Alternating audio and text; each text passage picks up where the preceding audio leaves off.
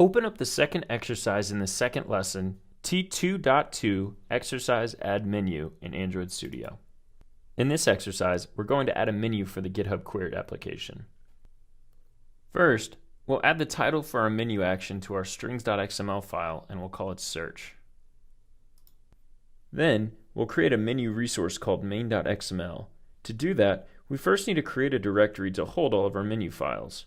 Right-click the res directory, select Android Resource Directory, choose Menu for Resource Type, and hit OK. Then, right-click the new menu directory and choose Menu Resource File. We'll name it main and add one menu item with an ID of @+ID/ActionSearch. Even though it's not technically needed for a one-item menu, we'll then set the order and category to 1 since it's the first menu item. Now, we'll ask Android to show a button in the action bar using app:"show_as_action=if_room. Note that if there isn't room to show the menu entry as a button, it would still end up in the overflow menu. We use app:"show_as_action rather than Android:"show_as_action to keep things compatible with Gingerbread in the support library.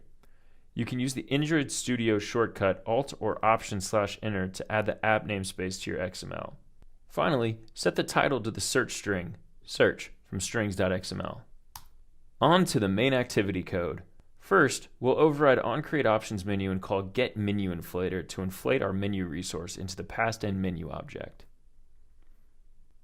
Then, we'll override onOptionsItemSelected. To demonstrate that your onOptionsItemSelected is being called with the correct menu item, we'll introduce another nice Android framework element, the toast. A toast is typically used to provide simple feedback about an operation in a small pop-up. It only fills the amount of space required for the message, and the current activity remains visible and interactive. For example, navigating away from an email before you send it triggers a draft saved toast to let you know that you can continue editing later.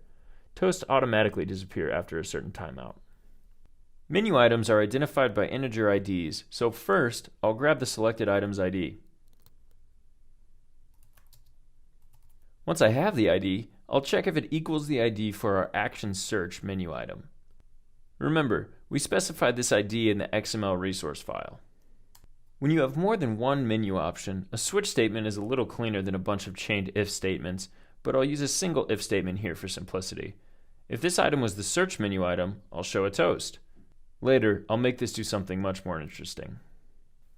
To create a toast, we call the static toast.makeText method with the current context, our activity, the text to show, and one of the two constant values for how long to show the toast, toast.lengthShort or toast.lengthLong.